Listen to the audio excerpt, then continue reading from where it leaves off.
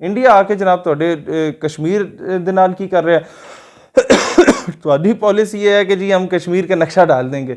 भाई ठीक है, अपना नाम भी अजित देओल रख दो, बाप का नाम मोदी रख दो, समझो कि हमने हिंदुस्तान पे भी कब्जा कर दिया, इस्लामाबाद का नाम दिल्ली रख दो। ये क्या ड्रामेबाजी है? श्रीनगर वो बना देंगे, हाईवे बना देंगे। वाह भाई वाह, ये किसको राजी कर रहे हैं?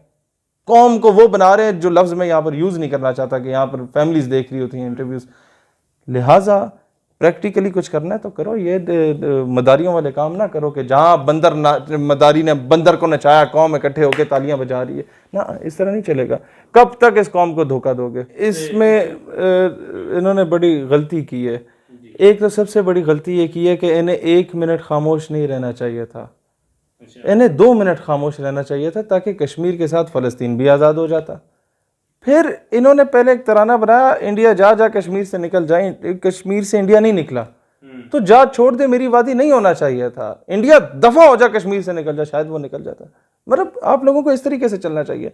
तीसरा ये कि आपने सिर्फ मतलब है कि मकबूजा कश्मीर को उठा के पाकिस्तान के नक्शे में डाल दिया। भाई जूनागढ़ को क्यों नहीं डाला, हैदराबाद दक्कन को क्यों नहीं डाला, आसाम को क्यों नहीं डाला, वो भी आज़ाद हो जाते। लिहाजा इन्हें ऐसे स्टेप्स लेने चाहिए, क्योंकि जिहाद तो होता नहीं है। लिहाजा आपको अभी तराने अच्छे बनाएं, और अगर इस तराने से कि इंडिया दफ़ा हो जा कश्मीर से निकल जा, इससे भी नहीं आज़ाद होता, तो एक ऐसी फिल्म बनाएं जिसमें ये भाई साहब जो हैं ये खुद हीरो का रोल प्ले करें और मोदी को मार मार के कश्मीर से भेजें, ज़रूर निकलेगा वापस। जिस तरह वो नहीं कहते घर में घुस के मारेंगे, फिर उनके कब्जे को हमने मार मूर के बाहर भेजा। बीच में अच्छे स्टेप हमारे हैं, लेकिन ये है कि कश्मीर के मामले में बड़ा बुज़दिलाना पॉलिसी है, बहुत ज़्यादा। जाके बार्ड वायर लगा के आ गए LOC पे, क्या यानी कि आपने खुद डिक्लेयर कर दिया कि उधर तुम इधर हम, क्या तुक बनती थी? जाके अमेरिका के प्रेशर में आके आपने जैश ए मोहम्मद को, लश्कर तैयबा को, और तीसरी कौन सी थी, हिजबुल मुजाहिदीन को दहशतगर्दों की फहरिस्त में डाल दी है। फिर कौन जाएगा जिहाद करने के लिए? आप लोग जब एक बग़ैर तनख्वाहों के शहादतें देने वालों को आप लोग अगर दहशतगर्द कह रहे हैं, तो मुझे बताओ, एक बंदा जो पाकिस्तान के लिए शहादत देता है, उसकी कब्र के कुतबे पे पाकिस्तान का नाम, उसके कफन पे पाकिस्तान का नाम, पाकिस्तानी परचम उसका कफन है, उसकी कफन पे उसके खून से पाकिस्तान लिखा जाता है, और आप पिंड के चौधरी के प्रेशर में आके उसे दहशतगर्द कह दें, क्या उसका बच्चा जब जवान होगा पाकिस्तान के लिए शहादत देगा? कभी भी नहीं। वो कहेगा वो तो मेरे बाप जो इसके लिए शहादत दे रहा है उसको दहशतगर्द बना के पेश कर रहे हैं। लिहाजा ये बुज़दिलाना पॉलिसी नहीं। इजराइल ने आपके लेबनान के ऊपर आपका न्यूक्लियर वेपन गिराया, क्या हुआ इजराइल के खिलाफ? बात को घुमा फिरा दिया। ट्रंप ने कहा हम तहकीकात करेंगे। जाओ मारो इन हरामजादों को हिंदुस्तान में जाके, बाद में बोलो तहकीकात करेंगे, बंदे हमारे नहीं थे, बस ठीक है, बात खत्म। बंदों को खुद ही आके हाउस अरेस्ट कर दो, सारा कुछ कर दो, बिल्कुल रोक दो, और फिर बोलो बंदे हमारे नहीं, तो ये तो गलत है। जाके करें इस तरह की चीज़ें, ये लीगल हैं। आपकी ज़मीन पे, आपके घर पे कब्जा, आपकी मर्जी, जिसने कब्जा किया उसे वट्टा मारें, उसे बंदूक से मारें, वो आपकी माँ बहन की इज्जत को पामाल कर रहा है, आपका हक बनता है यार। You have the right. ची गुवेरा फ्रीडम फाइटर है, भगत सिंह फ्रीडम फाइटर है, पता नहीं हाफिज सईद फ्रीडम फाइटर क्यों नहीं है, पता नहीं ये मसूद अजहर या सैयद सलाउद्दीन जो है वो फ्रीडम फाइटर क्यों नहीं है। इन्हें सिर्फ क्लीन शेव या हमारी तरह कोई सिगार लगा ले तो वो फ्रीडम फाइटर नज़र आ जाता है। नहीं यार, वो बाशरा आदमी भी फ्रीडम फाइटर हो सकता है, कोई बंदा दाढ़ी रखने वाला भी फ्रीडम फाइटर हो सकता है, कोई वाकई अगर मुसलमानों के लिए बंदूक उठा ले तो वो भी फ्रीडम फाइटर हो सकता है। इन्हें हमास जो है वो दहशतगर्द नज़र आ जाती है। मसला सिर्फ ये है कि पूरा the entire mohalla used to call me a chor. I would not be declared as a chor until and unless कि मेरे खिलाफ प्रूफ ना आए। But if my father declares me a चोर, then no one would be there कि भाई जो के डिफेंड करे मैनू के जी तू चोर नहीं है। यही मसला है कि पूरी दुनिया बोले ये दहशतगर्द हैं, लोग नहीं मानेंगे, वो कहेंगे फ्रीडम फाइटर हैं। लेकिन रियासत जो माँ होती है वही कहे हाँ जी दहशतगर्द हैं, सानू वो टक्के दे दो, हम दुम हिलाते हिलाते हुक्मरानों की सूरत में आपकी हड्डी के पीछे पीछे आगे आपकी गोद में बैठ जाएंगे। तो फिर मुझे बताए ना, फिर तो दुनिया मान जाएगी कि हाँ वाकई दहशतगर्द है। लेकिन शेर भाई वो कहते हैं कि जंग भी तो मसले का हल नहीं है। क्या हल है मुझे बता दें। 72 सालों की एक करारदाद दिखा दें अक़वाम मुत्तहिदा की जो मुसलमानों के हक में हो। अक़वाम मुत्तहिदा अमीर ममालिक के घर की तवाइफ का नाम है। ये उस कोठे पे नाचने वाली उस तवाइफ का नाम है कि जो ज़्यादा पैसे फेंकेगा उसके सामने जाके ठुमके मारेगी। ये वो अक़वाम मुत्तहिदा है। मेरे पास इससे अच्छे अल्फाज नहीं थे इस अक़वाम मुत्तहिदा को बयान करने के लिए। मैं माफ़ी चाहता हूँ इस कौम से कि मुझे अल्फाज इस्तेमाल करने पड़े, क्योंकि मेरे पास कोई पार्लिमानी अल्फाज, कोई महज़ब अल्फाज इनके लिए नहीं थे। अक़वाम मुत्तहिदा कभी भी मुसलमानों का मसला हल नहीं करेगी। इज़राइल रोज़ाना कब्ज़ा कर रहा है फ़लस्तीन पे, कुछ हुआ, लेबनान पे जुल्म हुआ, कुछ हुआ, इराक़ पे जुल्म हुआ, मुसलमानों को बरहना करके उनकी वीडियोस बनाएगी। सिट स्टैंड एक भाई को कराया जाता उसकी बहन के सामने, बहन का रेप किया जाता था जेल में। ये 2003-4 के वाक़यात हैं सर, ज़्यादा पुराने नहीं हैं। हम लोग उस वक्त छोटे छोटे होते थे जब अखबारों में नंगी तस्वीरें आया करती थी और ऊपर वो क्रॉप किया हुआ होता था कि जनाब इराक़ में ये हो रहा है। और मैं 3-4 क्लास में हुआ करता था, कोयटा में होते थे हम लोग। वो सारा दिन रोता रहता था। 3-4 क्लास का बच्चा 8-9 साल का होता है। यार हम क्यों कुछ नहीं कर रहे? हमें क्या अंदाज़ा होता था कि यार हम लोग तो बुज़दिल और बगैरत हो चुके हैं, हम लोग तो इधर टके लेने के लिए अपने अगवानियों को मारने को तैयार हैं। और फिर वो अगवानी जो ये अशरफ गनी और हामिद करज़ई टाइप के उल्लू के पट्टे बैठे हुए, वो टके लेके अपनी मुजाहिदीन को मारने को तैयार हैं। तो हमें अंदाज़ा हुआ कि जो सारे ऊपर जो हमारी क़यादत बैठी हुई सब उल्लू के पट्टे बैठे हुए हैं। No one is sincere with इस्लाम।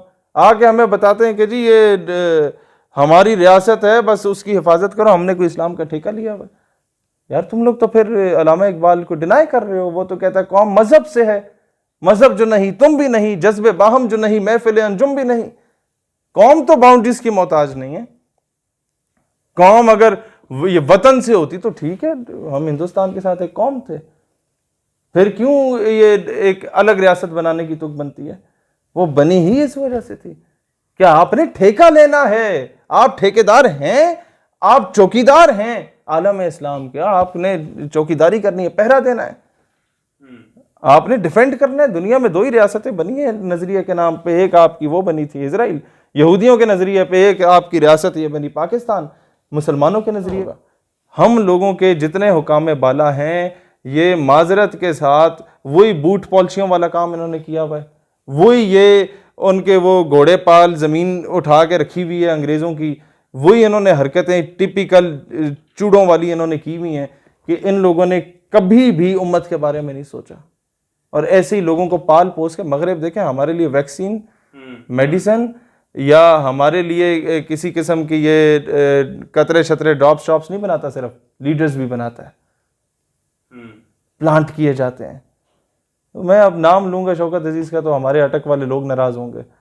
मैं अगर नाम ले लूँ जनाब मलाला का तो ये सो कॉल्ड लिबरल तबका नाराज हो जाएगा। ये आप देख रहे हैं, ये वजारत उज़्मा की कैंडिडेट बन के आ जाएगी और लिख ले मेरी अल्फाज, आफिया सिद्दीकी को खान ना लाया तो मलाला यूसुफजई से वापस ले आएंगे ये लोग। और वो इस कंडीशन में लाएंगे, अल्लाह ना करे ऐसा हो, लेकिन वो इस कंडीशन में लाएंगे कि वो ना बोल सके और ये मलाला भी सिंपैथी गेन करके दुख्तर मिल्लत बन जाए। और अगर आफिया सिद्दीकी उस दौर में ना भी हुई या पहले किसी तरीके से आ गई, अल्लाह करे कि हमारी वो माँ और इस कौम की बेटी आ जाए, लेकिन अगर वो आ गई और ये कार्ड मलाला से रह गया तो आप लिख लें मलाला से ये अरबों रुपए की एड भी दिलवाने को तैयार होंगे कश्मीर के नाम पे। ये वो भी कर लेंगे। कौन तैयार होंगे? आपके जो ऊपर बैठे हुए हैं अमेरिका, ये इसको दुख्तर मिल्लत दुख्तर पाकिस्तान बना के आपके ऊपर इम्पोज करेंगे सर। ये और ये जो उसके सिंपथाइजर्स जो उनके कुत्ते नहलाने वाले हैं वो यहाँ पर उसे अपना वज़ीर आज़म भी मान लेंगे। वो ये नहीं देखेंगे कि हमारी पार्टियों की 60-60 40-40 साल की जदोजहद है, वो नज़रअंदाज कर देंगे। बोलेंगे ठीक है ऊंज नहीं तो इंच सही, कमीशन तो हमें मिलेगा।